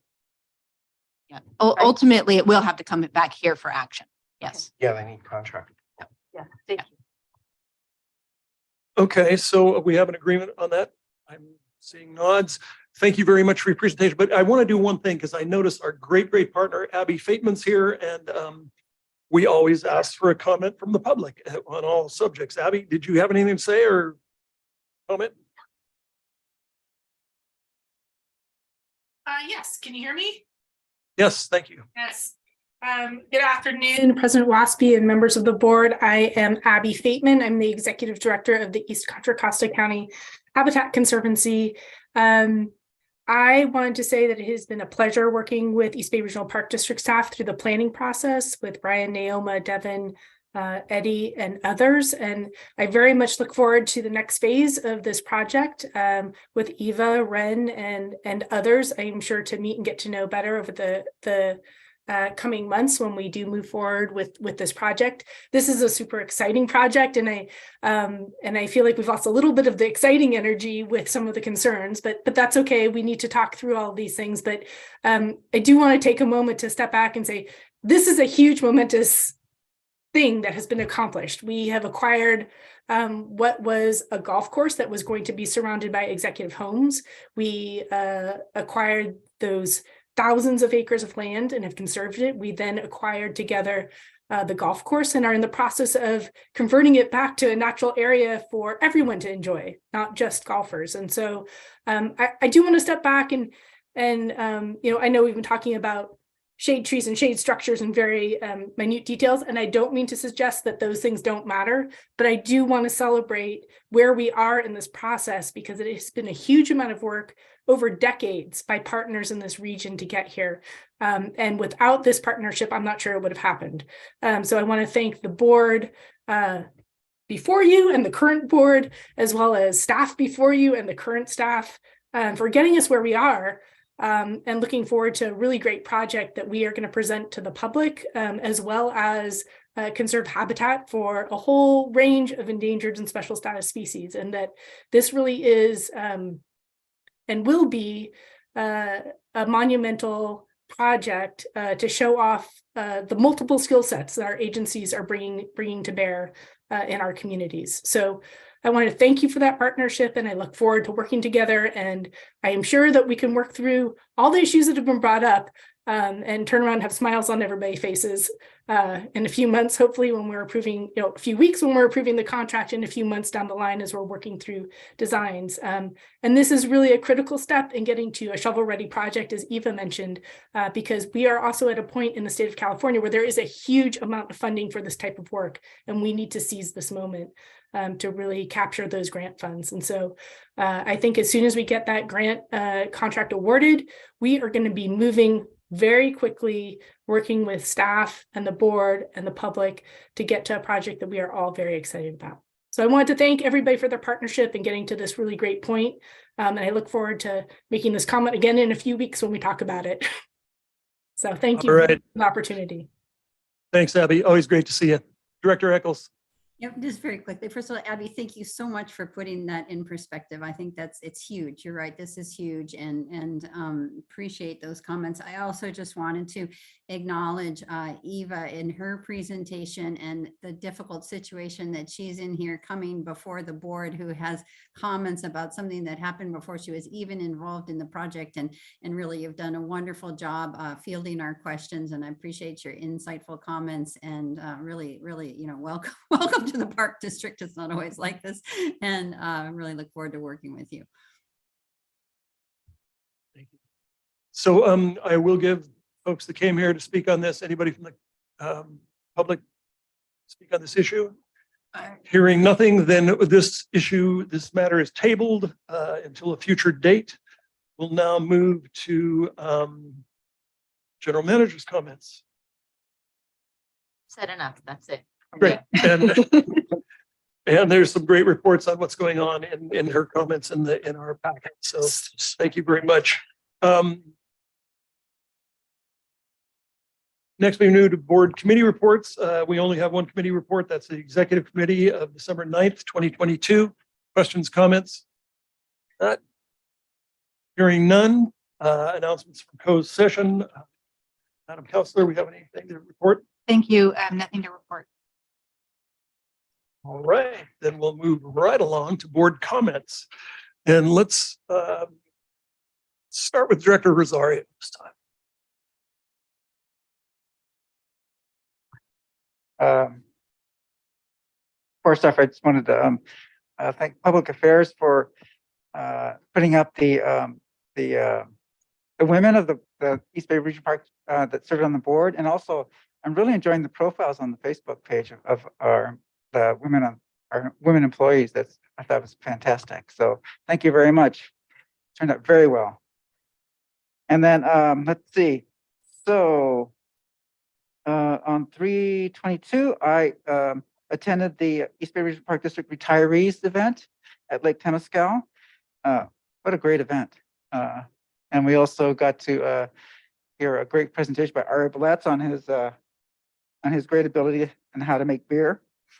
And then on the 23rd, I attended the Save Mount Diablo event at the Lafayette Memorial Center, highlighting The Long Game, the movie put together to highlight the career of our former general manager, Bob Doyle. And then on the 24th, went on the board tour at Lake Del Valle and Campo Arroyo. Well done. It was really great to see the damage there firsthand.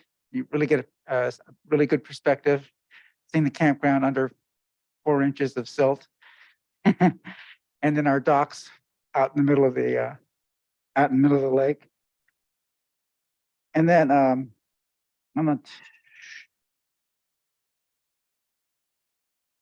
just a little side event for the Friends of Salsa Creek. I lead a trail stewardship group once a month. I had 19 kids from Oakland Tech and Bishop O'Dowd. We did about a mile's worth of trail work. And then On the 27th, I met with our general manager, Sabrina at Lake Temescal. Thank you. I always enjoy our talks.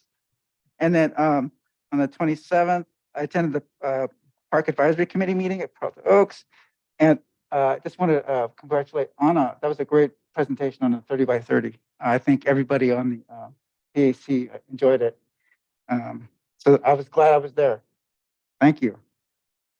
And then on the 29th, I participated in a phone interview regarding equity officer recruitment. And then on the 29th, I attended the City of Alameda Liaison Committee and had a great discussion about our projects around the Northwest Territories and McKay Street. And then on the 30th, I just wanted to thank Captain Kari Halei. I invited him to speak in front of the Lake Merritt Breakfast Club. Very well done, and everybody had nothing but great things to say about the presentation and what we're doing as a park district. And then you should try to get Captain Halei to do that presentation and spread it around. It really is a good presentation. And then lastly, I attended a political event for Mia Bonta. Oh, you know what? I did forget. April 1st, I talked to the Alkalani's chapter of the Daughters of American Revolution in Orinda. It was great. What a great organization. Very progressive, and they're really. In fact, I got to make a connection with the Marie Guerrero, our because they're really interested in cultural activities.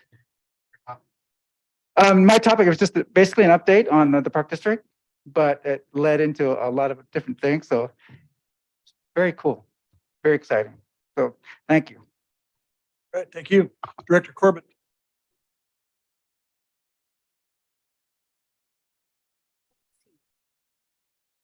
On the 24th of March, he has already spoken about the East Bay Regional Park District had their visit of parks, and it was really quite beautiful seeing how things were looking that sunny day in between rainstorms. It was wonderful. On the 28th, I had an opportunity to meet with the general manager, Sabrina. On the 29th, I met with the committee of members. Me and Dee met with our Alameda colleagues over in the city of Alameda to talk about some of the great projects that are going on in Alameda, which we're all aware of. On the 30th, one of our fellow consultants is taking a look at fellow staff, the general counsel issue. We're discussing how we're going to go through the discussions on that.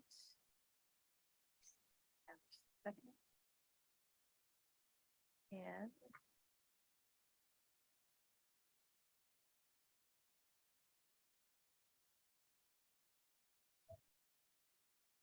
yeah, that's what I have for local events right now. I have plenty of personal events too. I don't want to talk about those. Thank you very much. Director Coffey. Thank you. I also had the interview with the consultant. I forget which evaluation. We have several with the same firm, so I get them easily confused, but I made a note that that's what I was doing on the 22nd. On the 23rd, I also attended the Save Mount Diablo sponsored event, presenting a brand new documentary on our past former general manager, Robert Doyle, in addition to honoring our recently retired board members, Beverly Lane and Wieskamp. Very great event with lots and lots of people out in Lafayette. On the 24th, I attended the site tour out of Del Valle. And on the 25th, I attended a wellness walk, Mona Co-led, out at Point Pinole. That had a very good turnout, by the way, at that Saturday morning. And Saturday afternoon, a political event that was Congressman DeSaulnier's annual birthday party out in Concord. On the 26th, my wife and I attended a Save Mount Diablo sponsored hike from Borges Ranch around Shell Ridge. A very nice loop trail, very green, lots of creeks flowing, beautiful afternoon hike with Save Mount Diablo. On the 28th, that's a Tuesday all through the Thursday of last week. On the 30th, I attended with Director Mercurio the California Trails and Greenways Conference sponsored by California State Parks in Palm Springs. Sorry, Olivia was not feeling well. Palm Springs, by the way, the locals were apologizing for the overcast weather. The presentations over the course of the two days, full of presentations, were all excellent this year. I have a particular bias, along with Director Mercurio. I know he shares that the best presentations were those in which our staff were the panelists. It's just I was very proud of our people. Naoma Laval, Josh Phillips, Suzanne Wilson headed a panel on the difficulties of incorporating recreation and access planning into projects with a habitat conservancy project. Where have we just been dealing with that issue? It's right on point, but those three were presenting to the rest of the planners throughout the state of California on these very issues that we just talked about a few moments ago. Brian Holt presented on designing for climate resiliency. Becky Tuden presented on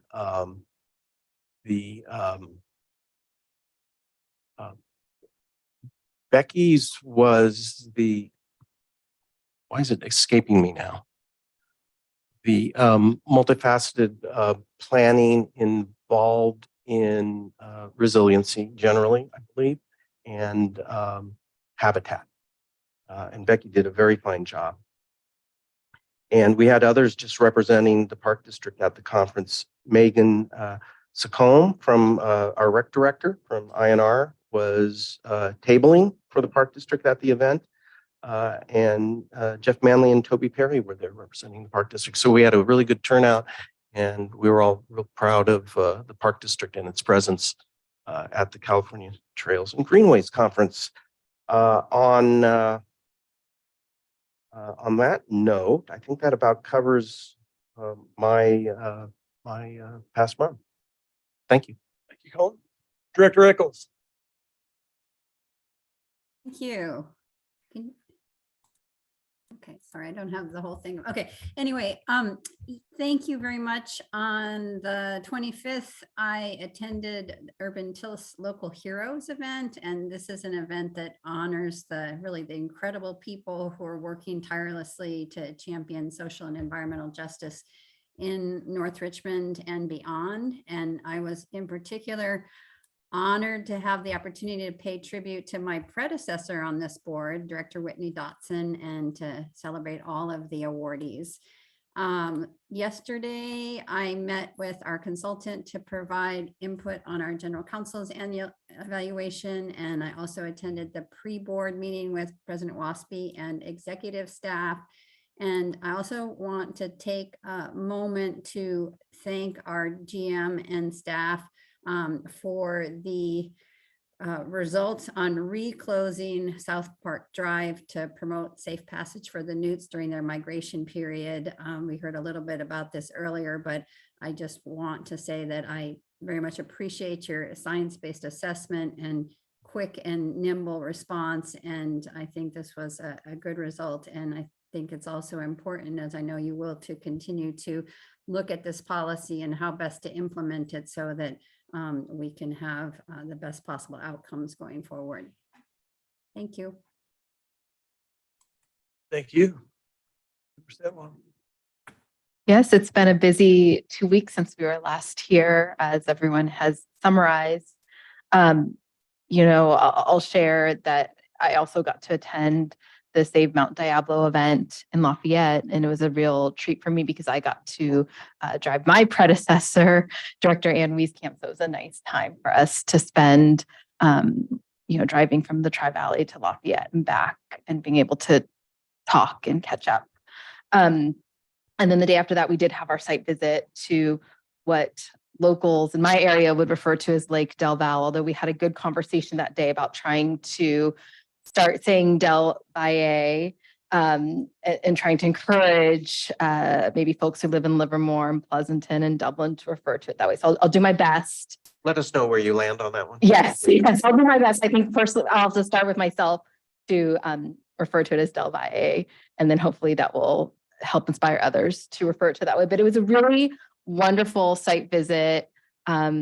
Really, it matches a lot of my personal interests and what I've done in terms of public service, being here at East Bay Regional Park District, and then previously with Zone 7 Water. I'm really grateful that we had some of our colleagues from the water agencies who have water supply stored at Lake Del Valle.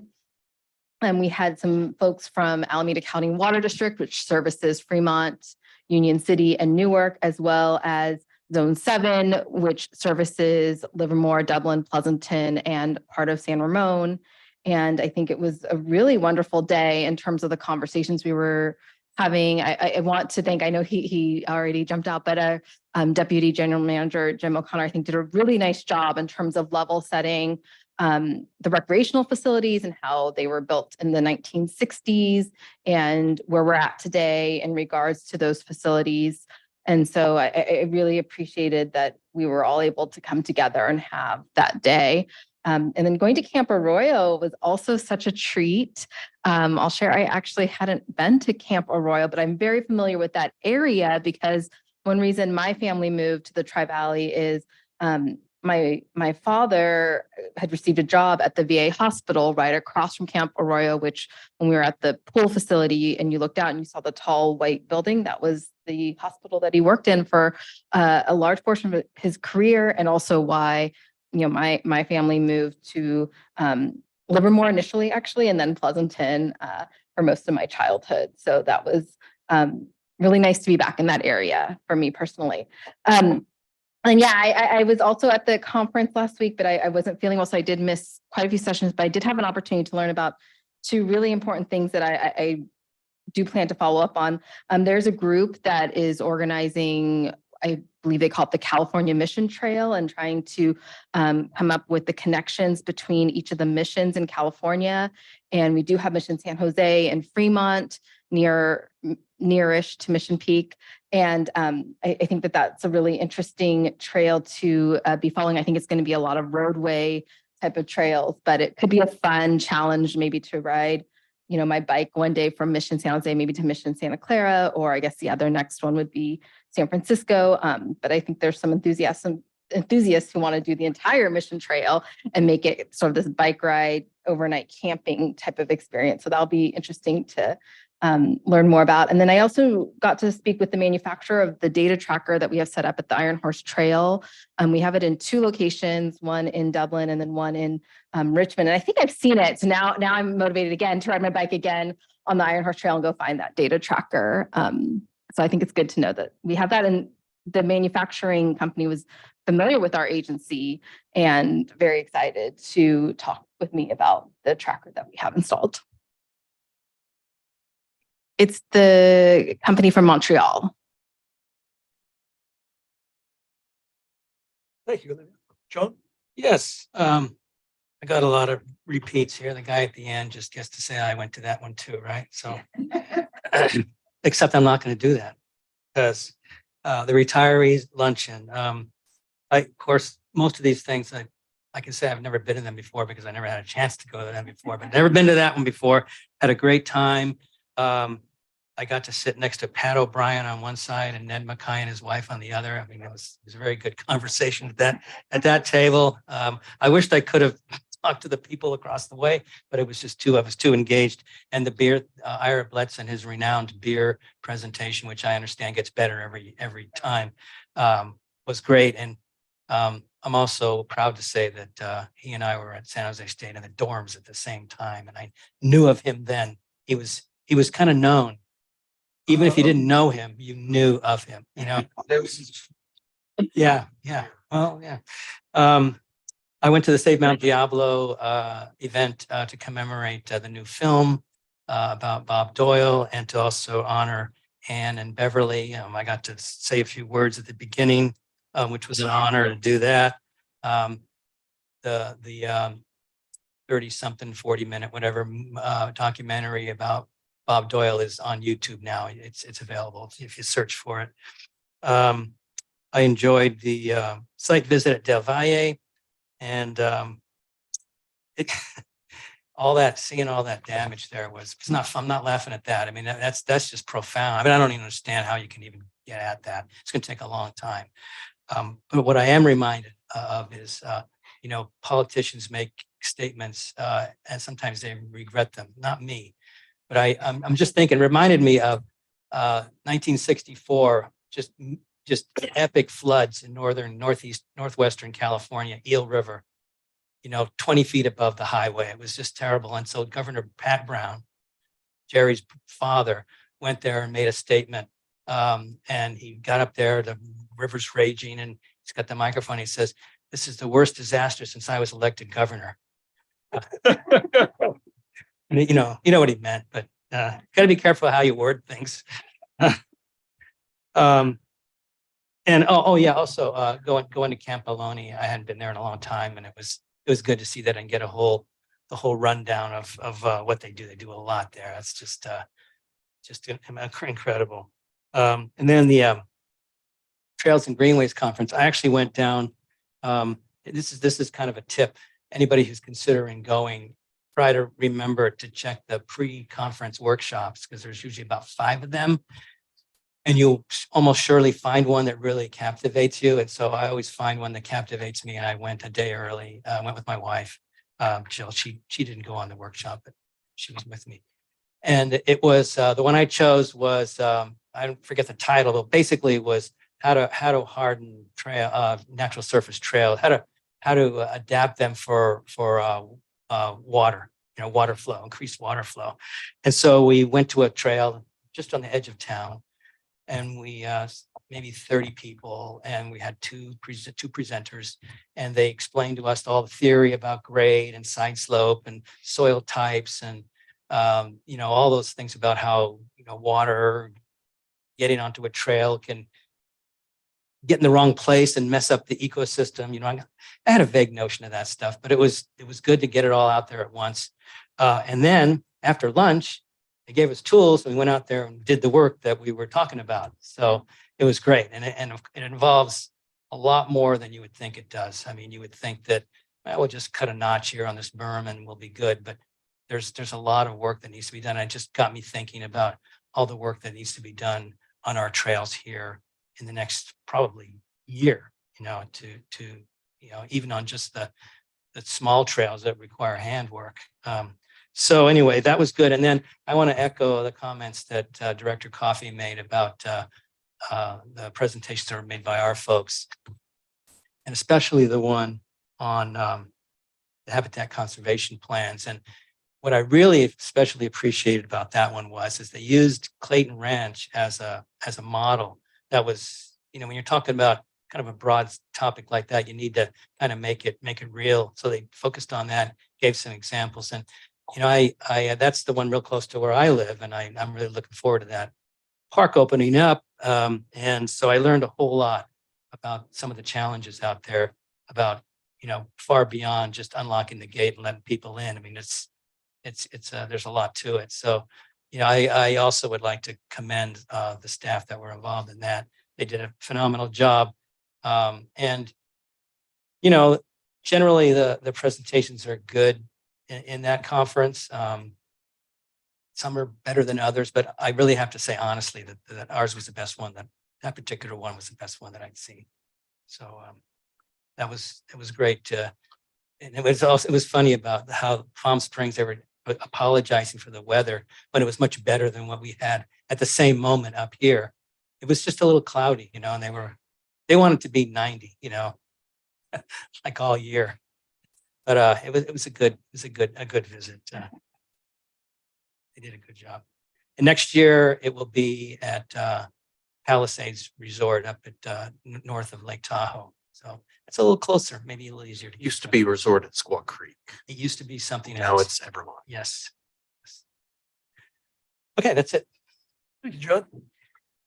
So I too attended the retiree luncheon and God, it was great. I heard there were 84 people there. And what an eclectic group. It's always fun to go back there. You guys all get ready to retire. It's so much fun because gosh, there were 2 general managers there. Jerry Kent, who's probably well, he's up there in the Pantheon, and then some great people. Clydenia Austin, who was, I think she's in her late 80s and just still is coming, still vibrant. It was just great sharing, and Ira was wonderful, of course, and I thank all of my fellow board members that were able to make it, that made it there, because they appreciate that very much. I know I attend those meetings all the time, and they're always interested in what we're doing up here, down here, wherever that case may be. But I attended the general council evaluation with Patrick O'Keefe on the 23rd also, or 22nd also. I attended the East Regional Parks Foundation board meeting on the 23rd, where our general manager did the year in review. It's a great presentation. You know, we've got a few new members of that foundation. They're just so impressed. I like looking at their faces when they really find out what we do. They joined a park and recreation place, but we're so much more than that. I attended the Save Mount Diablo event honoring ex-general manager Doyle and Ann and Beverly. Ann and Beverly loved it. I know they did. So did Bob. It was a really nice event. On the 24th, I did the board site tour to Del Valle. You know, the only thing I can say was wonderful. It was a great representation of what we do. I know it was a little disconcerting when someone invited folks from Alameda County Water District and Zone 7. But you know, I thought it was great, other than the people that have to coordinate it and get rides and get food for everybody.